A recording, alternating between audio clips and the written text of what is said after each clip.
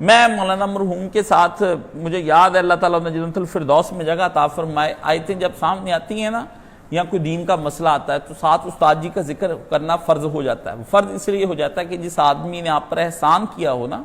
اس آدمی کا ذکر نہ کرنا بھی گناہ کبیرہ میں سے ہے۔ آدمی کو چاہیے کہ اپنے اساتذہ، ماں باپ، اپنے دوستوں کے احسانوں کا ذکر کرتا رہے، اس سے آدمی کے اندر تواضع اور عاجزی بھی پیدا ہوتی ہے، اور ان لوگوں کے بارے میں بھی پیدا ہوتا ہے کہ ہمارے پاس جو ورثہ آ رہا ہے دین کا یا تعلیم کا یا کسی چیز کا ورثہ آ رہا ہے، وہ انہی لوگوں کا، اگر وہ لوگ ہمیں ہدایت کے لیے نہ اپنے آپ کو وقف کرتے تو آج ہم سب ہدایت یافتہ نہ ہوتے۔ اگر کسی نے مسجد بنائی، کوئی کسی عالم کو لے آیا اور اس کی خدمت کی، عالم کے ساتھ رہا، جڑا رہا، عالم کو آگے بڑھاتا رہا، تو وہ یہ کمی نہیں ہے۔ اس لیے جنہوں نے وہ کام کیے تو وہ استاد جی کی سمجھ آتی۔ تو اس آیت کا حوالہ دیتے استاد جی نے مجھے ایک دفعہ کہا، میں نے کہا آپ یہ اتنی چیزیں آتی ہیں، یہ پیزاز اور یہ ساری چیزیں، یہ آپ کیوں اس طرح سے نہیں ان کو کھاتے؟ فرمایا اللہ تعالیٰ کے ہاں بھی کچھ جا کے کھانا ہے کہ نہیں کھانا؟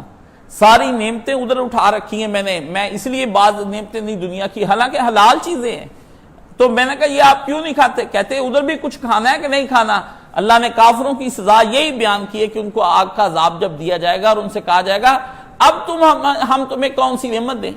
نعمتیں تو وہ تھی جو دنیا میں تم نے پورے اس کے مزے چکھے اور اس کے اندر اپنے آپ کو مستغرق رکھا اور غرق ہو گئے تھے نعمتوں کے اندر۔ اس لیے آپ دیکھ لیں کہ کفار کا یوٹیوب آپ دیکھ لیں، ایک لمحے کے لیے بھی وہ نعمتوں سے باہر نہیں ہوگا۔ انٹرٹینمنٹ کے نام پر کھانے ہیں، سپورٹس ہے، کپڑے ہیں، جوتے ہیں، وہ جہازوں کے اندر سفر کر رہے ہیں جی، اب سمندر کے اندر وہ نیچے مچھلیوں کے اندر تیر رہے ہیں، اب تالاب بنا لیے ہیں، اب جی انہوں نے جزیرے بڑے خوبصورت بنا لیے ہیں، انہوں نے گھر بڑے پیارے بنا لیے ہیں، ہر وقت دنیا کی لذتوں کے اندر مگن، اور یہ کپڑے پہن لیے، وہ کپڑے پہن لیے، اور آپ یہ دیکھیں اتنے وہ کپڑے پہنتے ہیں کہ آپ کی آبادی زیادہ ہے غریب ملکوں کی اور ان کی امیر ملکوں کی آبادی کم ہے، ٹھیک ہے؟ وہ آپ کو اپنی اترن اور اپنے اترے ہوئے کپڑے جسے آپ لنڈا کہتے ہیں وہ آپ کی جانب بھیجتے ہیں اور آپ اس کو پہنتے ہیں۔ کتنا وہ کپڑا پہنتے ہوں گے کہ پہن کے وہ اتاری جاتے ہیں کہ یہ اب ٹرینڈ نہیں رہا، یہ فیشن نہیں رہا، یہ چیز نہیں رہی، وہ پہنی جاتے ہیں، بنا کے آپ ہی دیتے ہیں، کوالٹی آپ سے ہی وہ لیتے ہیں، سارا کچھ بڑی اعلیٰ درجے کی کوالٹی بنا کر آپ کو دیتے ہیں، اور وہ آپ اس لیے ان کو بنا کر دیتے ہیں آپ کی فرم میں کہ آپ کا کاروبار چلے، ورنہ آپ ایسے بے ایمان ہو جائیں آپ تو اپنی ماں کو نہیں بخشتے، ہے جی؟ اس کو بھی آپ نے سونا ڈالنا ہے نا، کہتے ہیں نا کہ وہ سونار تو اپنی ماں کو نہیں بخشتا، وہ بھی ماں کو کھوٹ ڈال کے سونے کا دیتا ہے، وہ حساب ہے ان مسلمانوں کا۔ لیکن چونکہ پیسے آتے ہیں اس لیے پیسوں کی وجہ سے ایمانداری کرتے ہیں، پیسے آتے ہیں، کسٹمر بنا رہے، کام بزنس چلتا رہے، اس وجہ سے ایماندار ہیں۔ اس وجہ سے آپ ایماندار نہیں کہ آپ مسلمان ہیں، یہ نہیں، نا یہ نیتیں قیامت کے دن چیک ہونی ہیں۔ اللہ نے پوچھنا ہے قیامت کے روز بھی تم لوگوں نے جن نیتوں سے کام کیا تھا، اگر ایمانداریاں دکھائی تھی تو کسٹمر کیئر کے لیے تم نے کی تھی۔ میں جو آپ کو تو پتا ہے کہ میری بھی جاب ہے، تو اس میں ہمیں ریفریشر کورسز جب کروائے جاتے ہیں بڑے مہنگے لاکھوں روپے کے، اس میں کسٹمر کیئر کورسز بھی ہوتے ہیں کہ کسٹمر کو کیسے خوش رکھنا ہے، کہ کسٹمر جو ہے نا آلویز رائٹ اور کسٹمر از یور باس، کہ کسٹمر تمہارا ہمیشہ ٹھیک ہوتا ہے اور وہ تمہارا باس ہوتا ہے، تم نے اس کو خوش کر کے بھیجنا ہے تاکہ وہ دوبارہ فرم میں آئے اور دوبارہ وہ آپ کا اچھا سلوک اور اچھا اخلاق دیکھ کر، یعنی دین کی نہیں سمجھا، دنیا کی خاطر خوش اخلاق بن گئے، دنیا کی اغراض کی خاطر، اپنی ذاتی نفسانی اغراض کی خاطر کسی کے ساتھ خوش خلقی سے پیش آنے پر بھی عذاب ہوگا، آپ کو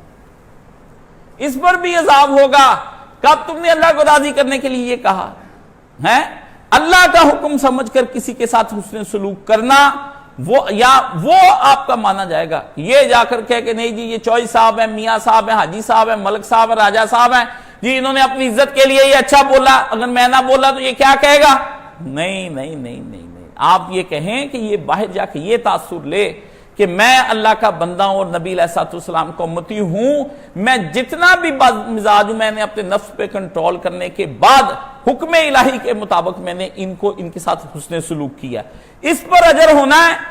ذاتی آپ نیک بننے اپنے نفس کو خوش کرنے کے لیے کہ باہر جا کے میری بلے بلے ہو جائے، یہ فرمایا یہ کوئی نہیں ہونا۔ یہ قرآن مجید میں یہاں پر فرمایا کہ یہ پھر جس کے اندر ایسی خدا آخرت فراموشی ہو جائے کہ اس کے بعد خدا بھی بھول جائے، اتنے مزوں میں وہ چلے گئے کہ اب دیکھ لیں، اب آپ دیکھ لیں کہ اتنی لذت ہے کرکٹ کے میچ کے اندر کہ آپ اس کے اندر پوری کی پوری قوم ڈوب جاتی ہے، میچ ہارنے پر غم منائے جاتے ہیں اور ٹی وی توڑ دیے جاتے ہیں، اور آپ دیکھتے ہیں کہ لوگ غصے کے اظہار کرتے ہیں اور اپنے کھلاڑیوں کو آتے انڈے مارتے ہیں، ٹماٹر مارتے ہیں، اگر جیت کر آئیں تو ان کو پھولوں کے ہار پہنائے جاتے ہیں، یعنی صرف دنیا کے لیے یہ کرتے ہیں سارے، اور اس کے اندر نمازیں ضائع ہو گئیں، اس کا کچھ نہیں پتا۔ حدود اللہ زمین پر نافذ نہیں، ملک میں سلطان نے نہیں کی، آپ کی حکومت نے، آپ کو اس پر کوئی غم نہیں ہے۔ پارلیمنٹوں کے اندر مرضی کے قانون اور ان کی تشریحیں کی جا رہی ہیں، آپ کا قرآن مجید بند بیٹھا ہے، آپ کو کچھ اس کے بارے میں نہیں پتا۔ آپ کو اتنا پتا ہے کہ شادی والے دن ہم نے اپنی لذتوں میں اتنے منہمک ہو جاتے ہیں کہ دلہنیں نماز ہی پڑھتی۔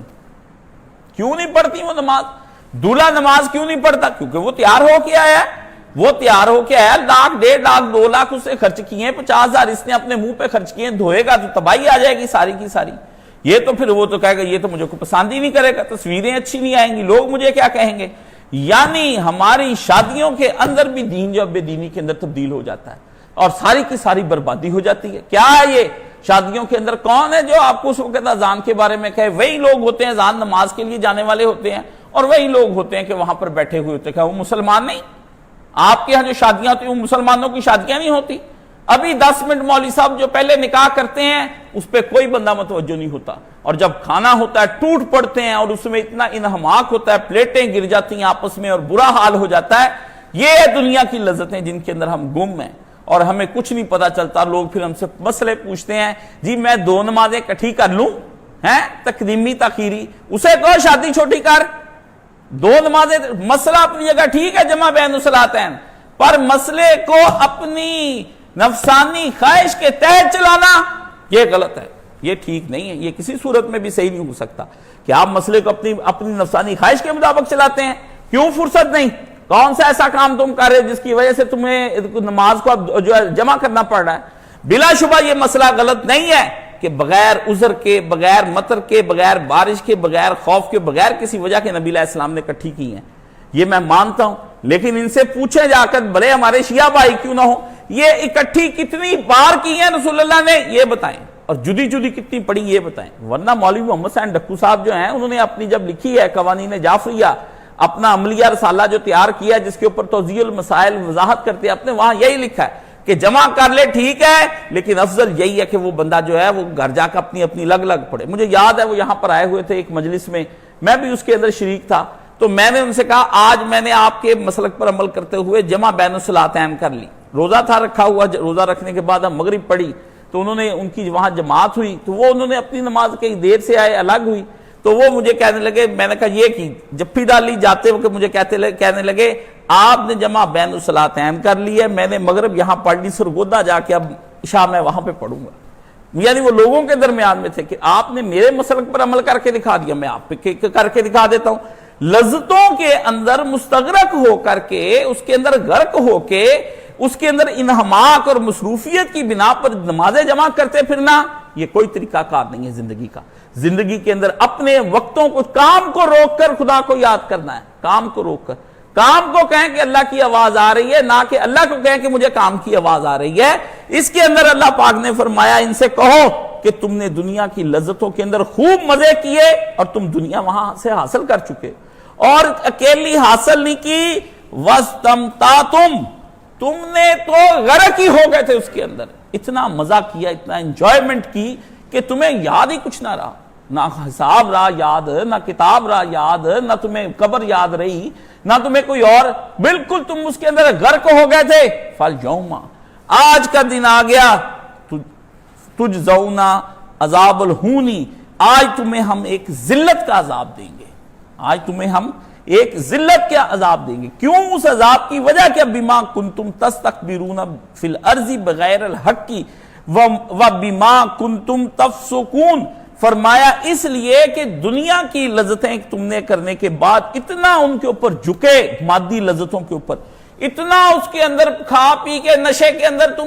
کہ تم متکبر ہو گئے، اور پھر تم نے کیا کی؟ کھلی نافرمانیاں خدا کی۔ کیا مطلب؟ بھی نشہ کیا، باجا بجا، گانے بجے، ناچے گائے، قوالی کی محفل ہوئی، بول کفارہ کیا ہوگا پہ تو نے نوٹ لٹائے، مہک ملک آ گئی تو چل کے آ رہے ہیں، اور ان کو بڑا شوق ہے کہ ایک خزرے کے ساتھ جو مرد آ رہے ہیں، سبحان اللہ، یہ مردانیاں دیکھے تباہ ہوتی جا رہی، بڑی بڑی مونچھیں رکھی اس کے ادھر سے، ایک نے ادھر کو رکھی ہیں، جی اپنی طرف سے بدماش ٹائپ طبیعتیں لوگ، اور آنکھ فخر کس کے ساتھ ہو رہا ہے؟ ایک خسرے کے ساتھ ہو رہا ہے، اس کے ساتھ ہو رہا ہے۔ اور کیا لگے، اللہ نے فرمایا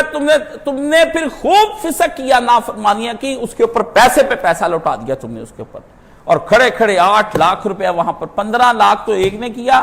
اور ایک نے کھڑے کھڑے ہی پیسے اس کے شریکوں نے زیادہ لوٹا دیے، اس کے پاس پیسے ختم ہو گئے، اس نے کھڑے کھڑے ہی اپنا جو سب سے قیمتی بیل تھا نا گھر کا، اپنے رشتہ دار کو ساتھ ہی کھڑے بیچ دیا۔ اس نے کہا 7 لاکھ کا لے لے، وہ 15 لاکھ کا ہے، لیکن اس وقت شریکوں نے پیسہ زیادہ لوٹا دیا، اس لیے مجھے تو پیسے ابھی دے، نقد جا کے میرا بیل کھول لے۔ بیل کھول لیا اس نے، اور اخباروں میں خبریں چھپ گئی، اور آ کے میڈیا کے اوپر جناب ویڈیو بن گئی، اور بیل وہ لے گیا اور 8 لاکھ اسی وقت دیا، اور وہ بھی فضا کے اندر اس نے اڑا دیا۔